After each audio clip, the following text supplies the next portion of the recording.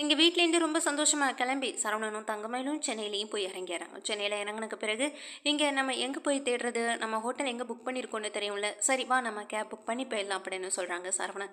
சரிங்க மாமா நம்ம போகலான்னு சொல்கிறாங்க. அதே நேரம் எங்கள் தங்கமயிலுக்கு ரொம்ப வருத்தமாக இருக்குது. அங்கே போனதுக்கப்புறம் எப்படி மாமாவுக்கு உண்மை தெரிஞ்சிடும், நம்ம எப்படி சமாளிக்க போகிறோம்னு தெரியலையே.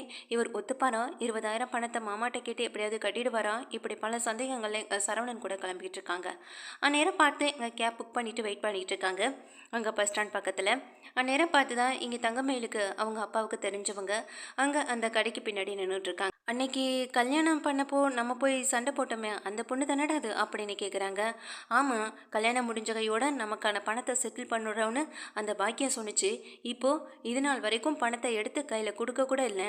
போய் கேட்டால் வீட்டில் ஆள் இருக்க மாட்டேது, ஏதாவது காரணமும் சொல்லுது. இப்படியே விட்டால் என்ன பண்ணுறது, இன்றைக்கி கையும் களவுமா நம்மக்கிட்ட இங்கேயே சிக்கிட்டாங்க அப்படின்ற மாதிரி சொல்ல, அது அந்த பொண்ணு தானடா இருக்குன்னு சொல்லி கேட்குறாங்க. பொண்ணாக இருந்தாலும் 80 பவுன் நகை போட்டிருக்காங்கல்ல, அந்த நகையை வச்சு பணத்தை கேட்போம். என்ன இருந்தாலும் இவங்களோட அம்மா அப்பா தானே அது அப்படின்ற மாதிரி சொல்கிறாங்க. சரி வாடா போய் கேட்கலான்னு சொல்லி பக்கத்தில் போகிறாங்க. தங்கமயில் கவனிக்கலை. பக்கத்தில் வந்த பிறகு அப்போ தான் கவனிக்கிறாங்க. எங்கள் தங்கமயிலும் பார்த்ததோட ரொம்ப அதிர்ச்சி ஆகுறாங்க. இவங்கக்கிட்ட மாட்டணுன்னா அவ்வளோதானே அப்படின்னு நினச்சிட்டு நின்றுட்டுருக்க நேரத்தில் சரவணனும் பார்க்குறாங்க. மயிலை என்ன மயிலே ஏன் இப்படி முகமெல்லாம் வைத்து கொட்டுது அப்படின்னு கேட்குறாங்க. ஒன்றும் இல்லைங்க மாமா அப்படின்னு சொல்லி சரி வாங்க நம்ம தள்ளி போகலான்னு சொல்கிறாங்க. ஏன் மயிலே இங்கே நின்றுட்டு இருந்தா என்ன பிரச்சனை அப்படின்னு கேட்குறாங்க. இல்லை மாமா ஓரமாக நிற்கலாமே அப்படின்னு சொல்லிட்டு இருக்காங்க. அதுக்குள்ளே இவங்களும் பக்கத்தில் வந்துடுறாங்க. பக்கத்தில் வந்த கையோட சரவணனையும் தங்கமயிலையும் பார்க்குறாங்க. என்ன வேணும் உங்களுக்கு, யார் வேணும் அப்படின்ற மாதிரி கேட்குறாங்க. இது தங்கமயில் தானே அப்படின்ற மாதிரி சொல்ல, ஆமாம் நீங்கள் யார், தங்கமயிலுக்கு தெரிஞ்சவங்களா, தங்கமயில் உனக்கு இவங்களை ஏற்கனவே தெரியுமான்னு சரவணன் கேட்குறாங்க. அது தெரியுமாம்மா, எங்கள் அப்பாவுக்கு ரொம்ப வேண்டப்பட்டவங்க அப்படின்னு சொல்கிறாங்க. ஓ அப்படியா, சரி சரி அப்படின்னு சரவணன் சாதாரணமாக இடத்தொட்டு நின்றுட்டுருக்காங்க. சரி எங்கே இந்த பக்கம் அப்படின்னு கேட்க, இல்லை சென்னைக்கு சுற்றி பார்க்கலான்னு வந்தோன்னு இங்கே உடனே சரவணன் சொல்ல, ஆமாம் இவங்க அப்பாவுக்கு வேண்டப்பட்டவங்கன்னு சொல்கிறீங்க, சென்னையில் என்ன பிஸ்னஸ் பண்ணுறீங்களா அப்படின்னு கேட்குறாங்க. ஆமாம் தம்பி, இங்கே தான் நாங்கள் பொழப்பு நடத்திக்கிட்டு இருக்கோம். அப்பப்போ ஊருக்கு வருவோம், ஊரில் தான் பிள்ளைக்குட்டியெல்லாம் இருக்காங்க, அப்பப்போ வருவோம் பார்க்குறதுக்கு அப்படின்னு சொல்கிறாங்க. சரிப்பா உங்கள் அம்மாங்க உங்கள் அப்பாங்கன்னு கேட்குறாங்க. அவங்கெல்லாம் ஊரில் தான் இருக்காங்க அப்படின்னு இங்கே தங்கமயில் சொல்கிறாங்க. சரி நாங்கள் கேட்ட விஷயம் என்னாச்சு, இப்போ வரைக்கும் உங்கள் அம்மாவும் அப்பாவும் அதுக்கான பதிலே சொல்ல மாட்டாங்க, அதான் உன்னைகிட்ட கேட்டுட்டு போகலான்னு வந்தோம் அப்படின்னு சொல்கிறாங்க. என்ன தங்கமயில் எதை பற்றி பேசுகிறாங்க அப்படின்னு கேட்குறாங்க. நீங்கள் எதை பற்றி பேசுகிறீங்கன்னு எனக்கும் புரியலை என்ன தங்கமயில் சொல்ல, என்னம்மா எல்லாத்தையும் மறந்துட்டியா என்ன, இல்லை எதுவுமே தெரியாத மாதிரி எங்ககிட்ட நடிக்கிறியான்னு கேட்குறாங்க. என்னங்க என்ன பேச்சு பேசிக்கிட்டு இருக்கீங்க, உங்ககிட்ட நாங்கள் எதுக்கு நடிக்கணும்னு மாதிரி இங்கே சரவணன் சொல்ல, ஓ மாப்பிள்ளை தம்பிக்கு எதுவும் தெரியாதுல்ல, நீங்களே பொய் சொல்லி தான் கல்யாணத்தையும் பண்ணியிருப்பீங்க. ஏற்கனவே இந்த வீட்டுக்கு உன்னை மாப்பிள்ளை கேட்டு வந்தவங்க எல்லாரும் வேண்டான்னு சொல்லிட்டு ஓடுனதுக்கு காரணமே நீங்கள் பண்ண வேலையால் தான். இப்போது இதெல்லாம் தெரியாமல் தான் இந்த பையனை இந்த உங்கள் குழிக்குள்ளே இழுத்துருக்கீங்க அப்படித்தானு சொல்கிறாங்க. எதுவுமே புரியாமல் சரவணன் நின்றுட்டுருக்கேன். உடனே அந்த கடன்பட்டவங்களும் இங்கே வந்து தங்கமயில பார்க்குறாங்க. தங்கமயிலுக்கு அப்படியே வேத்து கொட்டுது.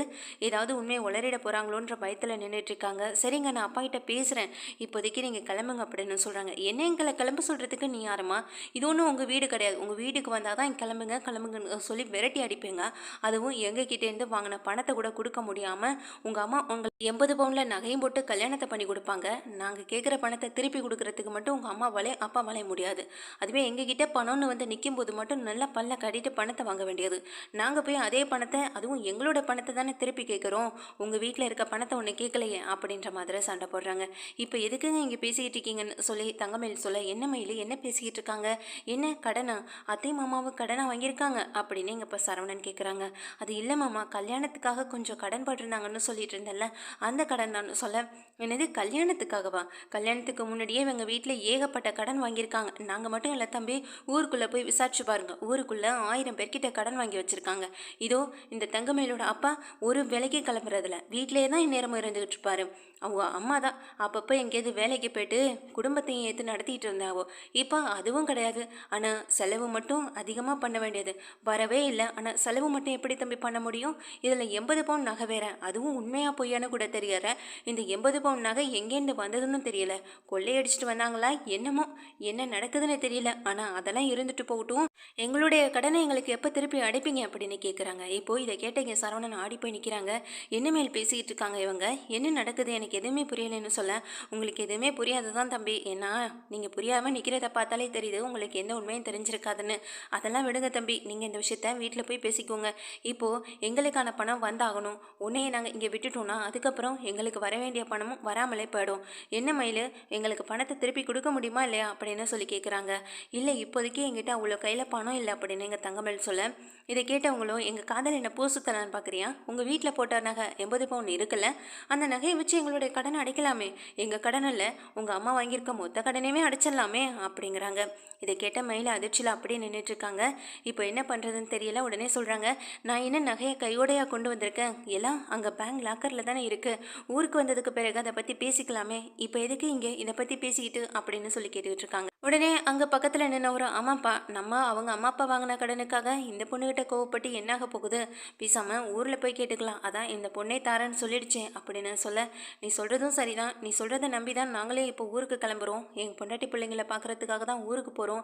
எப்படி நீ வர வரைக்கும் நாங்க அங்க ஊர்ல தான் இருப்போம். நாங்க வந்ததுக்கு பிறகு உன்னுடைய நகையை வச்சு அந்த பணத்தை கொடுக்கறதுக்கான வழியை பாருமா அப்படின்னு சொல்லிட்டு அங்கிருந்து கிளம்புறாங்க.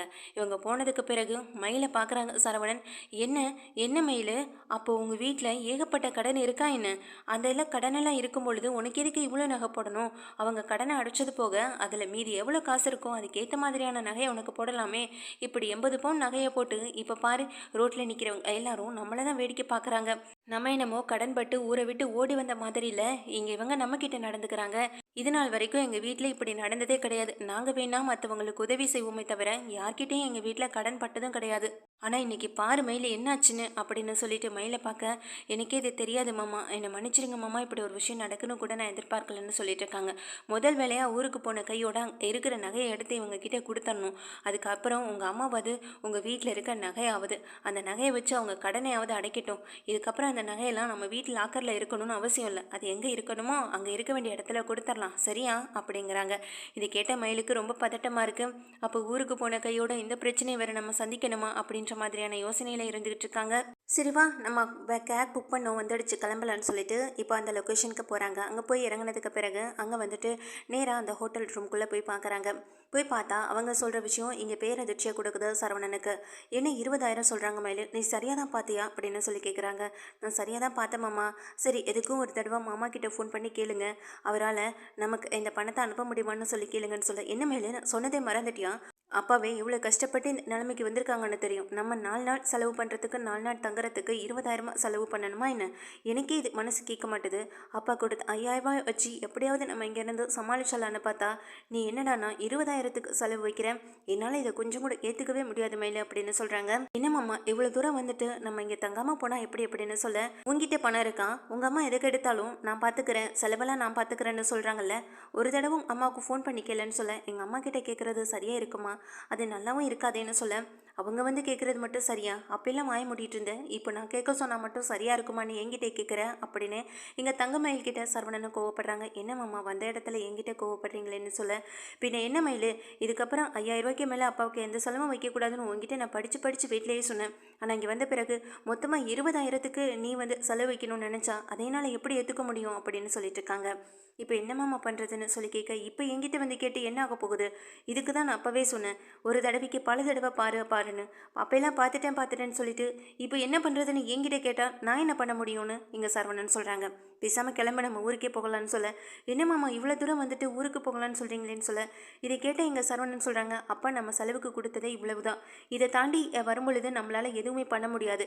அது மட்டும் இல்லாமல் சென்னையில் எல்லா ரூமும் எவ்வளோ ரேட் அதிகம்னு இங்கே எல்லாமே சொல்கிறாங்க. அதையெல்லாம் தாண்டி நம்ம இங்கே வந்துட்டு புக் பண்ணி இருக்கவும் முடியாது. பேசாமல் ஊருக்கு கிளம்பலாம், எனக்கு மனசு சரியில்லை. அது மட்டும் இல்லாமல் அவங்க வந்து பேசின பேச்செல்லாம் கேட்கும்போது என் மனசுக்கு ரொம்ப கஷ்டமாக இருக்குது. எனக்கு இப்போவே ஊருக்கு போகணும், வீட்டுக்கு போகணும்னு போல தான் தோணுது. எனக்கு ஒரு நிமிஷம் கூட இங்கே இருக்க பிடிக்கவே இல்லை மயில் அப்படின்னு சொல்கிறாங்க. இதை கேட்ட மயிலுக்கு ரொம்ப அதிர்ச்சியாக இருக்குது. என்னம்மாம்மா இவ்வளோ தூரம் வந்துட்டோம்ல, ஒரு 2 நாளாவது ஸ்டே பண்ணிட்டு போகலாமே, அதுக்கேற்ற மாதிரியான பணம் கொடுக்க முடியுமான்னு கேட்டு பார்க்கலாம் அப்படின்னு சொல்கிறாங்க. எனக்கு கொஞ்சம் கூட இருக்க பிடிக்கல மயில், நான் சொன்னதை மட்டும் செய் அப்படின்னு சொல்லிட்டு எங்கள் சரவணன் போக பின்னாடியே மாமான்னு கூட்டிகிட்டு பையையும் தூக்கிக்கிட்டு பின்னாடியே ஓடுறாங்க எங்கள் மயிலும்.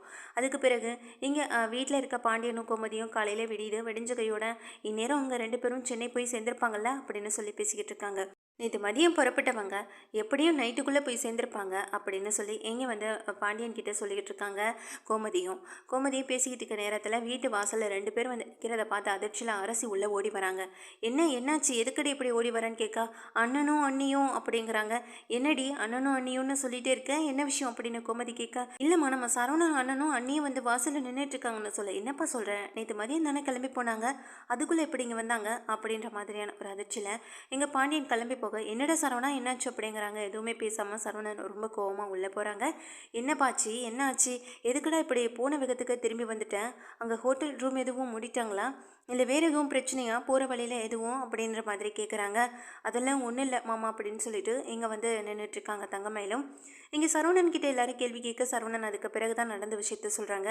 அந்த ரூமில் எப்படிப்பா எங்களால் தங்க முடியும், அதை தாண்டி வெளியில் வேற எங்கேயும் ரூம் கிடைக்கவும் இல்லை, எல்லா இடத்துலையும் விசாரித்து பார்த்துட்டோம், அதுக்கு பிறகு எனக்கு அங்கே நிற்கவும் மனசே இல்லைப்பா, அதனால தான் உடனே கிளம்பி ஊருக்கு வந்துட்டோன்னு சொல்ல, நீ இப்படியெல்லாம் செய்கிற ஆளே கிடையாதுடா, பொறுமையாக இருக்கிற ஆளு தானே இங்கே கோமதி சொல்ல, மயிலி ஏதோ அவசரத்தில் தெரியாமல் பார்க்காம பண்ணிட்டு இருக்கலாம், இவ்வளோ கோவப்படுறியான்னு சொல்லி கேட்குறாங்க. அதுக்கு இங்கே சரவணன் சொல்கிறாங்க, அதெல்லாம் இல்லைம்மா, நான் அந்த ஒரு விஷயத்துக்காக மட்டும்தான் கோவப்படுவேன் நினைக்கிறியா, அதுக்கு முன்னாடி என்ன நடந்ததுன்றதை நீயே தங்கமயில் கிட்ட கேட்டு தெரிஞ்சுக்கணும்னு சொல்கிறாங்க.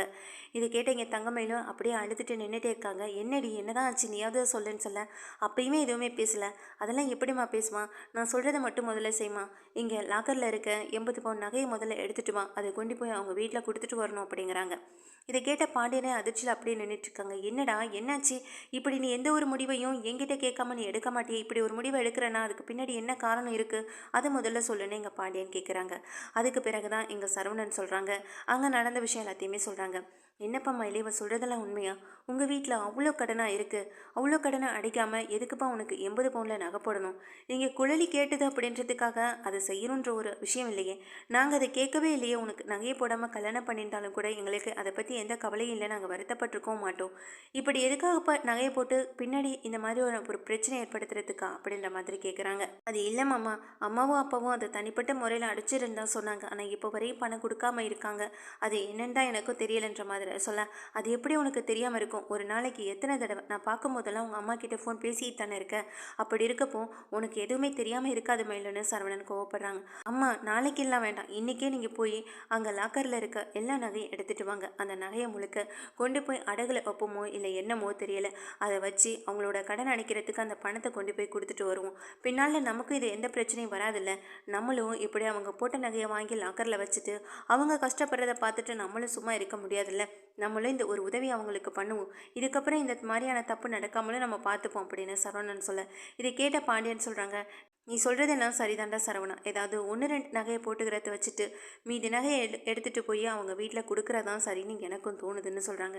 சரிங்க, நான் இன்றைக்கே போய் நகையெல்லாம் எடுத்துகிட்டு வந்துடுறேன்னு சொல்ல, அட என்னம்மா மயில், இதெல்லாம் நீ முன்னாடியே சொல்லிண்டா இப்போ இவ்வளோ பெரிய பிரச்சனையே வந்திருக்காதுல்ல, இந்த கடனெல்லாம் எப்போயோ அடைச்சிருக்கலாம், நீங்கள் ஹனிமூன் போன விஷயமும் நல்லபடியாக முடிஞ்சிருக்கும், சரவணனும் இவ்வளோ கோவப்பட்டு உன்னை கூட்டிகிட்டு வந்திருக்க மாட்டான், இது எல்லாமே உன்னால தான் நடந்தது அப்படின்னு சொல்லி தங்கமேல்கிட்ட சொல்லிட்டு கோமதியும் உள்ளே போயிடுறாங்க. பாண்டியன் கேட்குறாங்க, கோமதி நீ மட்டும் போறியா இல்லை நானும் வரட்டுமா அப்படின்னு சொல்லி கேட்குறாங்க. ஆமாங்க, இன்றைக்கி ராஜுக்கும் காலேஜ் விஷயம் இருக்குது, மீனாவும் வீட்டில் இருக்க மாட்டான், நீங்கள் என் கூட வந்தால் நல்லாயிருக்கும்னு தோணுதுன்னு சொல்ல, இங்கே பாண்டியனும் சரிப்பா போகலான்னு சொல்லி லாக்கருக்கு போகிறாங்க. அதுக்குள்ளே எங்கள் தங்கமேலுக்கு பெரிய அதிர்ச்சி ஆகிடுது. உடனே தன்னுடைய அம்மாவுக்கு கால் பண்ணுறாங்க. பாக்கியம் கேட்குறாங்க, என்னடி ஆச்சு, நான் சொன்ன மாதிரி செஞ்சியா, அங்கே பண விஷயம்லாம் ஓவர் ஆகிடுச்சான், நல்லபடியாக முடிஞ்சிச்சா, ரூம் புக் பண்ணிட்டீங்களா, உள்ளே போயிட்டீங்களா, இனிமேல் ஊர் சுற்றி பார்க்க வேண்டியதானே, அவங்க பாட்டுக்கு கடன்னு விஷயத்த பேசிக்கிட்டே இருக்காங்க. அம்மா நீ பாட்டுக்கு இப்படி பேசிக்கிட்டே இருக்காதம்மா, நான் என்ன சொல்ல வரேன்னு முழுசாக கேளு, இப்போ உன்னால் நான் பெரிய பிரச்சனையில் மாட்டிக்கிட்டேன், அது உனக்கு தெரியுதா இல்லையா, இந்த விஷயத்த நான் அப்போவே மாமாட்ட சொல்லியிருந்தேன்னா இந்நேரம் நாங்கள் சென்னைக்கு கூட போயிருக்க மாட்டோம், அவரே ஏதாவது வேறு மாதிரியான ரூம் புக் பண்ணியிருக்கலான்னு சொல்லியிருப்பாரு, இப்படி கொடுத்த மனமும் போயிடுச்சு, 5000 ரூபாயும் போயிடுச்சு, அது மட்டுமா இப்போ நாங்கள் ஊருக்கே வந்துட்டோம், அது உனக்கு தெரியுமா இல்லையா அப்படின்னு சொல்லி கேட்குறாங்க. என்னடி சொல்கிற, என்னடி நடந்துச்சு அப்படின்னு சொல்லி கேட்க, எல்லாம் உன்னால தான் நடந்துச்சு அப்படின்னு சொல்லி எல்லா விஷயத்தையும் சொல்கிறாங்க. இதை கேட்டு எங்கள் பாக்கியம் பயங்கர அதிர்ச்சி ஆகுறாங்க. என்னடி சொல்கிற, அப்போ நகை விஷயம் அப்படின்ற மாதிரி சொல்ல, எப்படி இன்னைக்கு தெரிஞ்சிடும், தெரிஞ்சதுக்கு பிறகு நீ தான் நல்லா வாங்கி கட்டிக்க போகிற, உன்னால் இப்போ என் வாழ்க்கையும் போக போகுதுன்னு சொல்லிட்டு இங்கே தங்கமேல் வேகமாக கடுப்பில் பேசிட்டு ஃபோனை கட் பண்ணிடுறாங்க. தங்கமேல் பேசாமல் ரூம்லேயே இருந்துட்டு இருக்காங்க. ரொம்ப படபடப்பாக வேற வருது அவங்களுக்கு. இதை நம்ம எப்படி சமாளிக்க போகிறோம்னு தெரியலையே. இப்போ அத்தையும் மாமாவும் நகையை எடுத்துகிட்டு வர போயிருக்காங்க. கண்டிப்பாக அவங்க நகையை நம்ம கையில் கொண்டு வந்து கொடுத்தாங்கன்னா எந்த பிரச்சனையும் பண்ணாமல் நம்ம பேசாமல் சரவணன் மாமாவை கூட்டிகிட்டு கொண்டு போய் அந்த நகையை கொடுத்துட்டு வந்துடலாம். அதுவே வேறு மாதிரி ஆயிடுச்சுன்னா என்ன பண்ணுறது? கண்டிப்பாக அப்படி எதுவும் நடக்காது. திரும்பவும் தன்னுடைய அம்மாவுக்கு ஃபோன் பண்ணுறாங்க. என்னம்மா பண்ணலாம் அப்படின்னு சொல்லி கேட்குறாங்க. உடனே அதுக்குள்ளே பாக்கியம் சொல்கிறாங்க, பேசாமல் அந்த நகையை வீட்டுக்கு தானே கொண்டு வருவாங்க. வீட்டுக்கு கொண்டு வந்த கையோட இதுதான் சரியான நேரம். அந்த நகையும் என் கைக்கு வந்த மாதிரி இருக்கும். அந்த நகையை நீ வாங்கிட்டு நேராக வீட்டுக்கு கொண்டு வந்துரு. அதை நாங்களே அடகு வச்சுக்கிறோன்னு சொல்லிக்கிறோம். எந்த பிரச்சனையாக இருந்தாலும் நாங்கள் பார்த்துக்கிறோன்னு சொல்லிக்கிறோம். நகையை அடகு வச்சு எப்படியாவது திருப்பி கொடுத்துறோன்னு சொல்லி அந்த நகையை நாங்களே வாங்கி வச்சுக்கிறோம். அதுக்கப்புறம் கடன்காரர்களால் உனக்கு எந்த தொந்தரவும் வராமல் நான் பார்த்துக்கிறேன்டின்னு சொல்லிடுறாங்க. இது கேட்ட மயிலுக்கு ஒரு பக்கம் ரொம்பவே நிம்மதியாக இருக்குது. மாமாகிட்ட சொல்லிடுறாங்க இங்கே சரவணன் கிட்ட, மாமா எப்படியும் இப்போ அத்தை நகையெல்லாம் கொண்டு வந்த கையோட நம்ம வீட்டில் கொண்டு போய் கொடுத்துட்டு வந்துடலாமான்னு சொல்ல, அதை தான் முதல்ல செய்யணும் மயில். இதுக்கப்புறம் அந்த நகை நம்மக்கிட்டே இருக்கிறது சரிப்பட்டு வராது. நீ ரெடியாக இரு, அம்மா அப்பா வந்த கையோட அந்த நகையை கொண்டு போய் வீட்டில் கொடுத்துட்டு வந்துடலான்னு சொல்லிட்டு இருக்காங்க. இப்போது அங்கே கடைக்கு, அதாவது லாக்கருக்கு எடுக்க போனவங்க அந்த நகையை எடுத்துகிட்டு வராங்க. எடுத்துகிட்டு வரவங்க பாண்டியன் சொல்கிறாங்க, ஏன் கோமதி இந்த நகையை மொத்தமாக கொண்டு போய் கொடுக்கணுமா என்ன? 80 பவுன் நகையை அடகு வைக்கிற அளவுக்கு அவங்களுக்கு அவ்வளோ கடனாக இருக்குன்னு சொல்லி கேட்குறாங்க. என்னன்னு தெரியலைங்க, சரவணன் சொன்னதை பார்த்தா எனக்கு அப்படி தான் தோணுதுன்னு சொல்ல, எனக்கு என்னமோ இந்த 80 பவுன் நகையை கொடுக்கறதுக்கு பேசாமல் நமக்கு தெரிஞ்சவங்க கடையில் வச்சா கூட ஒரு அதிக அளவுக்கு பணமும் கொடுப்பாங்க. கையிலையும் ஒரு நகை இருக்கிற மாதிரி இருக்கும். எங்கேயாவது மயில் வெளியில் போனால் கூட ஒரு நகையை கையில் போட்டு போகிற மாதிரி கூட இருக்கலாம். இங்கே இருக்கிறதே 2 நகை தான், இதுவும் 80 பவுனுக்கு இருக்குது. இதை மொத்தமாக கொடுத்துட்டு என்ன பண்ணுறது? அவங்களுக்கு தெரிஞ்ச கடனை அவங்க எங்கே வைப்பாங்க, எப்படி பணம் வாங்குவாங்கன்னு தெரியாது. இங்கே நம்ம ஒரு நகையை கொண்டு வச்சா கூட அதிக ரேட்டுக்கு வைக்கலாம். பணமும் கையில் நிறைய நிற்கும். அவங்க கடனையும் அடிச்ச மாதிரி இருக்குல்லன்னு சொல்ல, நீங்கள் சொல்கிறதும் சரிதாங்க. நம்ம இந்த நகையை கொண்டு கொடுக்கறதுக்கு பதிலாக பேசாமல் பணமாக கொண்டு கொடுத்துடலாமே அப்படின்னே சொல்கிறாங்க எங்கள் கோமதியும். சரி வா, நமக்கு தெரிஞ்ச கடை, அதுவும் நம்ம எப்போதுமே அடகு கடை நகை கடைன்னு சொல்லி எடுக்கிறவங்க கிட்ட கொண்டு போய் இந்த நகையை கொடுத்து எவ்வளவுக்கு இருக்குன்னு சொல்லி அதுக்கேற்ற மாதிரியான பணத்தையும் வாங்கிட்டு போகலாம். அப்படி இல்லையா சரவணன் கிட்ட ஃபோன் பண்ணி கேட்போம். எவ்வளவு பணம் வேணும்னு சொன்னால் அவனே சொல்லிடுவான். அவன்கிட்ட கேட்டு பணத்தை கொண்டு போய் கொடுத்துடலாம். அவன் கொண்டு போய் அவன் மாமியார் வீட்டில் கொடுத்துட்டு வரட்டும். என்ன நான் சொல்கிறது சரிதானே அப்படின்னு பாண்டியன் கேட்க, நான் தான் சரின்னு சொல்லிட்டேனே மாமா, வாங்க அப்படின்னு சொல்லி கூட்டிகிட்டு போகிறாங்க. கூட்டிகிட்டு அந்த எப்போதுமே இங்கே பாண்டியன் எடுக்கிற ஒரு கடைக்கு போகிறாங்க. அந்த கடைக்கு போயிட்டு இந்த நகையெல்லாம் கொண்டு போய் கொடுக்குறாங்க. நகையெல்லாம் கொண்டு போய் கொடுக்குறாங்க. அவங்களும் வாங்கி அந்த நகையை வந்துட்டு எடை போட்டு பார்க்குறாங்க. பார்த்துட்டு சரி இது தங்கமா என்னென்னு உரசி பார்க்கலான்னு சொல்லிட்டு உரசி பார்க்கும்போது தான் அது வந்து தங்கமே இல்லை, கவரிங்கிற விஷயம் தெரிய வருது. அப்படி ஒரு மாதிரியாக பாண்டியனை பார்க்குறாங்க. என்ன சார் என்ன இப்படி பார்க்குறீங்க? எப்போதுமே உங்கள் கடையில் தானே அவசர தேவைக்கு நகையெல்லாம் அடகு வைப்போம். இப்போயும் ஒரு அவசரம்னு சொல்லி தான் நகையை எடுத்துகிட்டு வந்தோன்னு சொல்கிறாங்க. ஆமாம், இந்த நகையெல்லாம் ஏது அப்படின்னு கேட்குறாங்க. இது நாள் வரைக்கும் இந்த மாதிரி நகையை நீங்கள் என் கடைக்கு கொண்டு வந்தது கிடையாதுன்னு சொல்லி கேட்க, இந்த நகையெல்லாம் எங்கள் வீட்டுக்கு வந்த மருமக பொண்ணோடது தான். அவங்க வீட்டில் ஏதோ கஷ்டம்னு சொன்னாங்க. அதனால தான் இந்த நகையை அடகு வச்சு பணத்தை கொண்டு கொடுக்கலான்னு வந்தோன்னு இங்கே வந்து பாண்டியன் சொல்கிறாங்க. அதானே, நீங்கள் இத்தனை வருஷத்தில் இந்த மாதிரி என்கிட்ட பொய்யோ பித்தலாட்டமோ பண்ணது கிடையாது. இப்போ மட்டும் என்ன பண்ணிட போறீங்கன்னு நானும் நினச்சேன் அப்படின்னு சொல்ல, என்ன சொல்கிறீங்க நீங்கள் கோமதி அதிர்ச்சியில் கேட்குறாங்க. ஆமாம்மா, இது எதுவுமே பவுனு தங்க நகை கிடையாது, கவரிங் நகை தான் அப்படின்னு சொல்கிறாங்க. இதை கேட்ட பாண்டியன் ஆடி போகிறாங்க. என்ன சார் சொல்கிறீங்க அப்படின்னு கேட்க, ஆமாங்க, இத்தனை வருஷமாக நீங்கள் என்கிட்ட ரொம்ப நம்பிக்கையோடு இருந்திருக்கீங்க. ரொம்ப நம்பிக்கை, பல வருஷமாக என்கிட்ட இந்த தொழிலுக்கு வந்துட்டு நீங்கள் அடிக்கடி உதவியும் பண்ணியிருக்கீங்க, பண உதவி பண்ணியிருக்கீங்க. உங்கள் நகையெல்லாம் அதிக அடமானம் வைக்கிறேன்னா கூட என்கிட்ட தான் கொண்டு வந்து வைப்பீங்க. நிறைய ஆட்களை எனக்காக ரெக்கமெண்டேஷனும் பண்ணியிருக்கீங்க. இப்படியெல்லாம் இருக்கிற உங்ககிட்ட நான் எதுக்கு சார் பொய் சொல்ல போகிறேன்? உண்மையிலே இது எல்லாமே கவரிங் தான், ஒன்று கூட பவுனுன்றது நகையே கிடையாதுன்னு சொல்கிறாங்க. இதை கேட்ட எங்கள் கோமதிக்கும் பாண்டியனுக்கும் பேரதிர்ச்சியாக இருக்குது. அவங்க வீட்டில் போடும்போதே இது வந்து கவரிங்காக தான் போட்டிருக்கணும், அப்படி இல்லைன்னா வேறு ஏதாவது நடந்திருக்கலாம். நீங்கள் என்ன ஏதுன்னு வீட்டில் விசாரிச்சு பாருங்கன்னு சொல்லி இந்த நகையும் கொடுத்து அனுப்பி விட்டுறாங்க. கையில் நகையோட எங்கள் வீட்டுக்கும் போகிறாங்க கோமதியும் பாண்டியனும். போன கையோட அதை பார்த்து எங்கள் தங்கமேலும் ரொம்ப சந்தோஷப்படுறாங்க. அப்பாடா, ஒரு வழியாக நகையோடு வந்துட்டாங்க. இந்த நகையை எடுத்துகிட்டு நம்ம போவோம் அப்படின்னு நினச்சிட்டு வெயிட் பண்ணிக்கிட்டு இருக்காங்க. சரிங்க நகையை கொடுத்தீங்கன்னா நாங்கள் வீட்டில் கூட்டி போய் கொடுத்துட்டு வந்துடுவோன்னு சொல்ல, இங்கே எதுவுமே பேசாமல் கோமதி நின்றுட்டுருக்காங்க. உடனே எங்கள் சரவணன் கேட்குறாங்க, என்னம்மா என்னாச்சு, நகையை கொடுக்கறதுக்கு எதுவும் உங்களுக்கு வருத்தமா அப்படின்னு சொல்லி கேட்க, அதெல்லாம் ஒன்றும் இல்லைப்பா, இந்த நகை தானே, நீ தாராளமாக கொண்டு கொடுக்கலாம், மொத்த நகையும் கொண்டு கொடுக்கலாம் அப்படின்னு சொல்கிறாங்க. இதை கேட்டதுமே சரவணனும் சரிம்மா அப்போ நாங்கள் போயிட்டு வரோம் அப்படின்னு சொல்லிட்டு கிளம்புற நேரத்தில் பாண்டியன் சொல்கிறாங்க, ஒரு நிமிஷம் சரவணா, ஒரு நிமிஷம் இரு அப்படின்னு சொல்கிறாங்க. என்னப்பா என்னாச்சு, எதுவும் விஷயமா அப்படின்னு கேட்குறாங்க. ஆமாண்டா, ரொம்ப முக்கியமான விஷயம் தானே இங்கே வந்து பாண்டியன் சொல்கிறாங்க. என்ன விஷயமா இருக்குன்னு தெரியலையே நினச்சிட்டு இங்கே தங்கமயிலும் நின்றுட்டுருக்கேன். உன் பொண்டாட்டி வீட்டில் உன் பொண்டாட்டிக்காக போட்ட அத்தனை நகையுமே போலியான நகைன்னு எங்கள் கடையில் சொல்லிட்டாங்கன்னு சொல்ல, என்னம்மா சொல்கிறீங்கன்னு ரொம்ப அதிர்ச்சியாகிறாங்க சரவணன். ஆமாண்டா சரவணா, அங்கே நகை எல்லாமே வந்துட்டு போலியானதுன்னு சொல்லிட்டாங்கன்னு சொல்ல, இதை கேட்ட இங்கே தங்கமயிலுக்கு ரொம்ப அதிர்ச்சியாக இருக்குது. உண்மையை சொல்லி உங்கள் வீட்டில் போட்டது உனக்கு பவுன் தானா, இல்லை உண்மையிலேயே கவரிங் தான் போட்டாங்களான்னு சொல்லி கேட்க, இங்கே தங்கமயில் ஆடி போய் நின்றுட்டுருக்காங்க.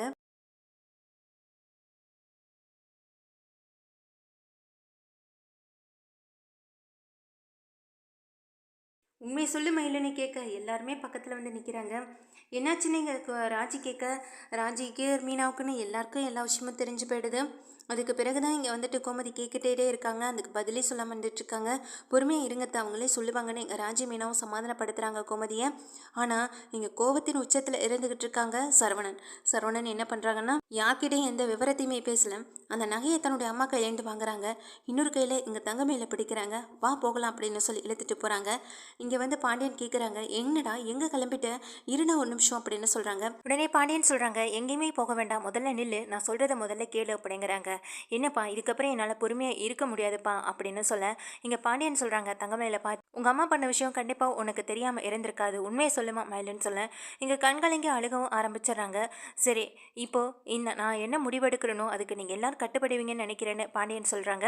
என்ன முடிவாக இருக்குன்னு எங்கள் கோமதி, ராஜி, மீனா எல்லாரும் திகச்சு போய் பார்க்க, இங்கே சரவணன் கேட்குறாங்க, தங்கமயில வீட்டிலே கொண்டு விட்டுட்டு வந்துடலாமாப்பா அப்படின்னு சொல்கிறாங்க. அது சரிவர இருக்காதுப்பா, நம்ம நகைக்கு ஆசைப்பட்டு அந்த பொண்ணை கூட்டிகிட்டு வரல, அவங்க அம்மா ஏதோ இந்த பொண்ணை கல்யாணம் பண்ணி கொடுக்கணுங்கிறதுக்காக இவ்வளோ பெரிய பொய்யை சொல்லி வச்சுருக்காங்க. அதுக்காக அவங்க பண்ண அதே தப்பை நம்மளும் பண்ணணுமா என்ன? நம்மளை நம்பி நம்ம வீட்டுக்கு வாழ வந்த பொண்ணை நம்ம எப்படி அனுப்புறது ரொம்ப பெரிய தப்பு.